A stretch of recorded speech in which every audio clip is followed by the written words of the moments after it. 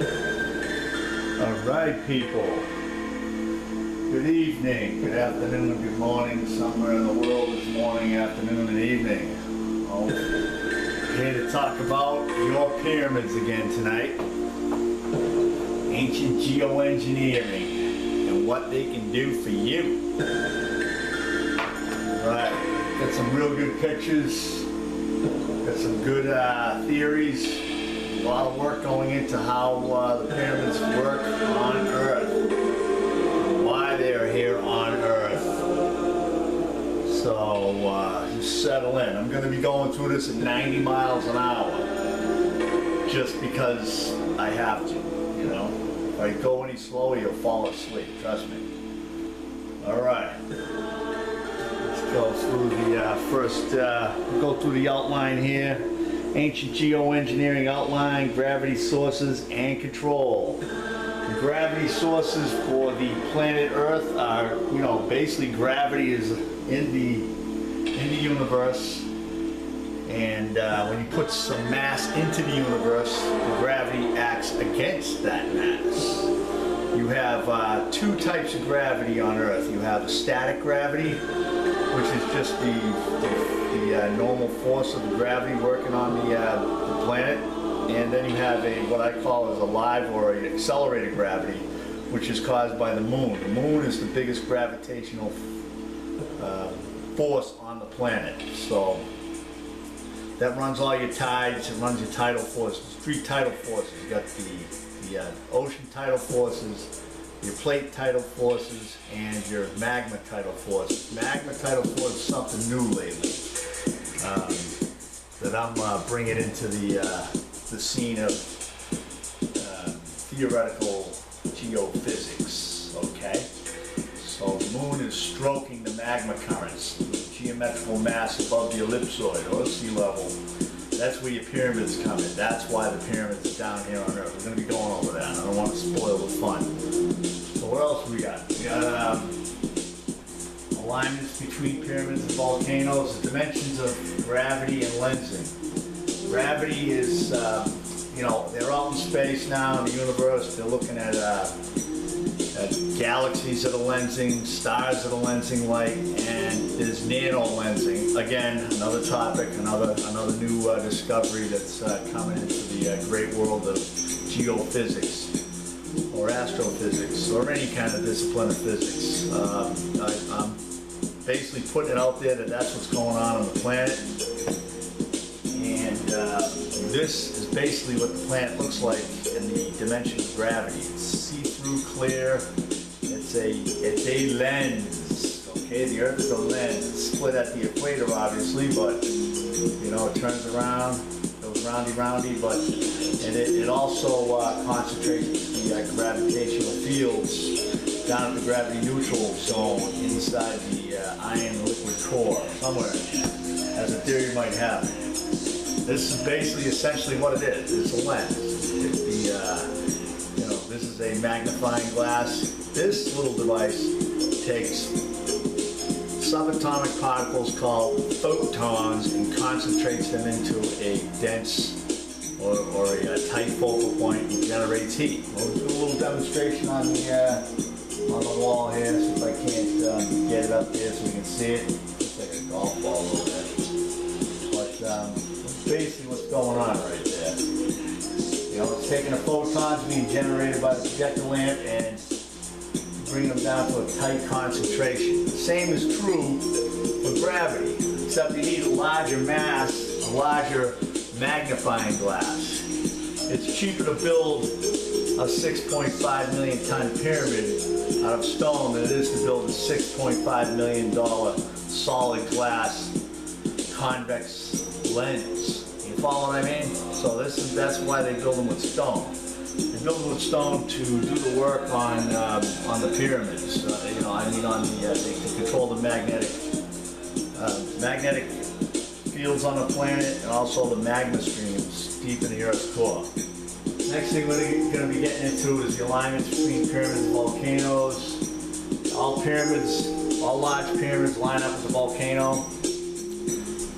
That's the way they control them. They control them with mass. So, you know, you look around the globe, there's hundreds and hundreds of large pyramids. Every one of those large pyramids has a volcano, you know, opposed to it, 180 degrees around and on the same latitude. Okay?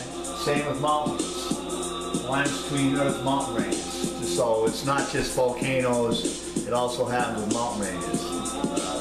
75% of the Earth's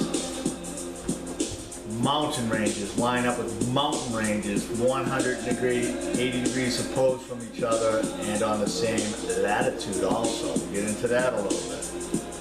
Type 3 society technology. We're dealing with the Type 3 society technology. The people were way up here, way down here, and they're up there somewhere as far as knowledge. Okay? You know, the divine entity of the universe built the universe and the planet, brought it into creation, but the Type 3 society, which we're the remnants of, brought this utopia into a nice utopia. They created a utopia, basically, with their technology. They slowed down the tectonic plates, they slowed down tsunamis, they lowered the amount of earthquakes, so it's a fairly decent place to live. All said, you know, if you look at all the energy that we're being exposed to, the radiation from the sun and gravitational fields and orbits and planets and all this other stuff, we're actually doing very well, you know, as far as disruption from, you know, catastrophic events like tsunamis and giant earthquakes. Then we're going to go on the densitogram of the Giza Pyramid, which is a microgravity reading of the pyramid. It's going to show you the stratification on said pyramid, Great Pyramid of Giza. We'll get into that a little bit. And the moon, we're going to the moon, the moon, and the lunar surface of the moon is basically just the moon. The moon is, like I said earlier, is an integral part of the gravitational pull and release on this planet. It flexes the tectonic plates, gives you high and low tides, and every once in a while you get some great waves you go surfing on. You know, so maybe it was just set up for surfing, who knows. But tectonic plate magma currents we're going to be looking into, and locking in magnetic north to true north. Alright, these guys left a nice system behind. So if you get into trouble, you can use it and navigate through harmful events out there in the universe. Alright, I'm going to shut down the lights here a little bit, and we'll get into some good theories. Stop running through the slides. You don't have to look at me all night. I just came out to do a little expo there. I think I did my deal with my pyramid and everything like that. Okay. Alright, let's move on. Okay, we're a little buzzing through these.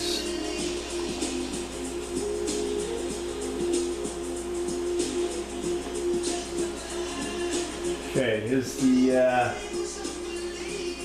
book I wrote here, Pyramid Gravity Forces. It's actually a great graphic right here. It's the Earth, volcano, pyramid, the moon, and the gravity neutral zone. This red line is the gravitational fields. In theory, this is what's going on. These masses flex the gravity neutral zone. I know you're thinking, it's like, how can they do that? It's so tiny, you know. I mean, these compared to the mass of the planet, it's like a volcano and a pyramid. It's like, you know, it's like a hair on a, you know, an elephant's backside, if you will. But anyways, it's just like a water balloon. All you got to do is prick it with a pin. You just get a little bit of magma through it, a little bit of water through it. Okay, that's all you need to do. You don't need to, you know, have something the size of the Colorado River for a magma stream under the earth. So there's some technology here that's really fascinating. And a lot of these pyramids line up with mountain ranges. Like everywhere there's these large pyramids, there's mountain ranges that actually line up behind them. So you're actually playing off the gravitational fields of mountains, and then the pyramids come in and tweak it one way or the other, increase or decrease the gravitational field. So 7 major factors in ancient geoengineering. That looks a little out of focus. Is that better? Alright. Ancient geoengineering, the sun, the earth, volcanoes, magma currents, pyramids, and the biggest tour de force gravity player of them all, the moon. Here we go, there's the bad boy over there. Keep an eye on that moon, people. All right, there's a little shot here. Shows you what the world in the gravity dimension is like. It's translucent, clear as day, clear as glass. It's a you know, everything is see-through. Subatomic piles are just flowing through, but they do get lensed. They do get concentrated by you know, lensing of geometrical mass that causes focal points inside of these mass of you know, say volcanoes, pyramids, mountains. So in Shaughnessy mechanics, virtually everything is a lens in one form or another in the dimension where the subatomic particle wave / wave gravity exists. All right, here's some alignments we're talking about. These are pretty interesting. I'm gonna start talking faster. And all of the Earth's large pyramids, volcanoes, line up 180 degrees from each other and on the same approximate latitude. So here's your latitude lines, and these are your pyramids straight across. It's 180 degrees opposed from each other. You got the Nile Valley pyramids, volcanoes, hot spots. So you have Giza right here, and that cruises right over to the Hawaiian hot spot. You have Mount Sigiriya, and that ties into the Sun Pyramid Complex. There's a lot of pyramids. There's more pyramids in this area, I think, than any other area on the planet.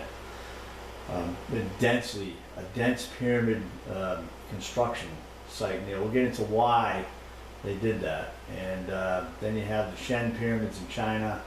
They tie into the Bermuda Island, which is a you know, extinct caldera, 2 extinct calderas that make it up. Okay, we're gonna get into these pictures. These pictures are fascinating.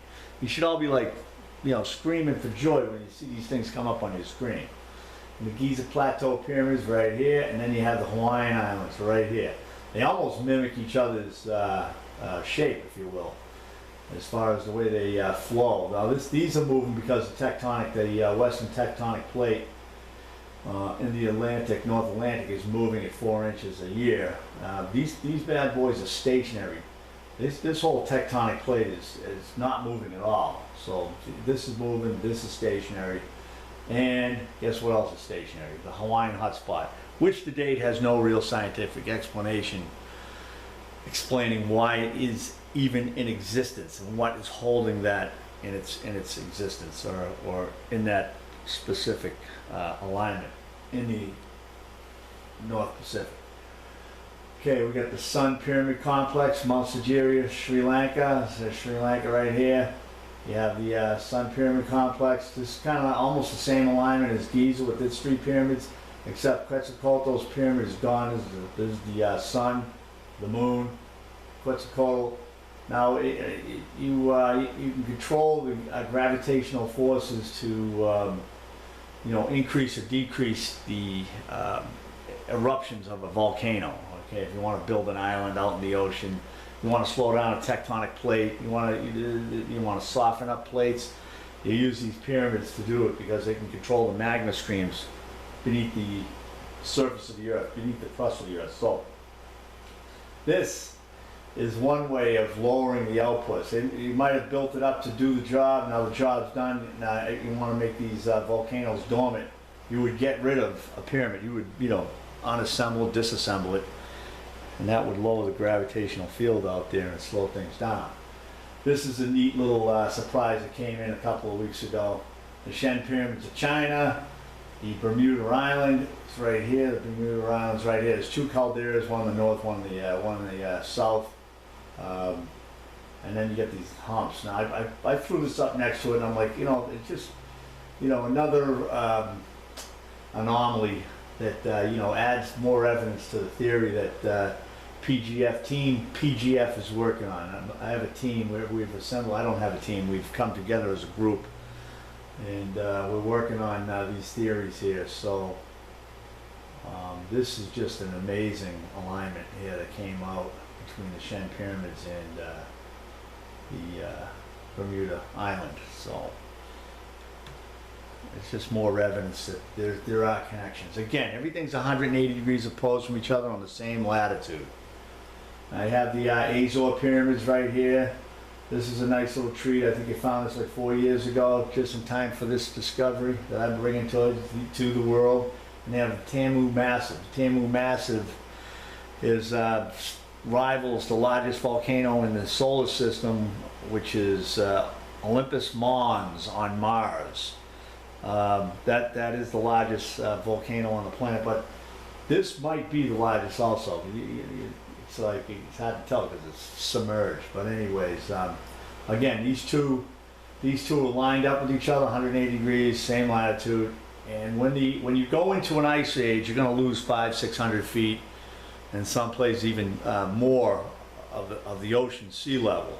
And then these two masses will balance each other out and prevent the Tamu Massive volcano from erupting and driving us into a 500,000-year ice age. 100,000 years is long enough. Okay, some of the largest pyramids in the world down in Guatemala. You got El Tigre right here, and you got La Danta in the distance. These are about 1,000 feet high. They're massive structures. They tie into the Andaman and Nicobar Islands, and there's also a lot of pyramids. The Pyramid of the Sun in Mexico that tie into a bunch of islands west and east of India in the Indian Ocean. So it just goes on and on. I mean, I could, I don't want to like keep hitting you with diagrams and all this other stuff. It just everywhere. This is everywhere. 180 degrees apart on the same latitude. These things all tie into each other. The reason you would do that is to soften up the tectonic plates. Like the Sumatra subduction zone is the largest subduction zone on the planet. You want to make sure that thing is moving freely. You want to make sure there's not a lot of stress being built up. And the way you would do that is you build pyramids, and you would lower the gravitational field under that area. Okay, with magma currents, you would soften up the 60-mile thick crust, so it would, when the moon comes over and does 2 pulls and 2 releases a day, it's going to flex it and allow it to move freely every day, twice a day, 4 times a day. All right, here we go again. We got this is the Gochi satellite project that was, I believe, financed by the European Space Agency, and this is a gravity snapshot of your planet. We have the South America, North America, Europe, Asia, and obviously Africa. And you got Australia, and you get your Sumatra subduction zone, some other parts up there. But anyways, the point I wanted to drive home was that this area has a lot of pyramids in it. You get Mexico, the Yucatan Peninsula, Belize, Guatemala, all these places just loaded with pyramids. Now, what pyramids do is they lower the gravitational field 180 degrees away from it and on the same latitude. What is going on here, people? At 180 degrees and on the same latitude, this is lowering the gravitational field in here. This is more evidence. I mean, I'm just showing you. I'm not making this stuff up. This is what's going on here. You can't make this stuff up. So this is just more evidence that this is controlling lowering the gravitational field in this part of the world. Okay. All right, that's to soften up that plate. The Sumatra's subduction zone's right in here. You want to soften that bad boy up. So there you go, up in there. Trying to figure out where I am. That's not here up there. I don't know what the hell I was talking about. But anyways, up over here. But okay. It's neither here nor there. This is what I'm talking right here. This is the low point. Now Sri Lanka is right in here. all those little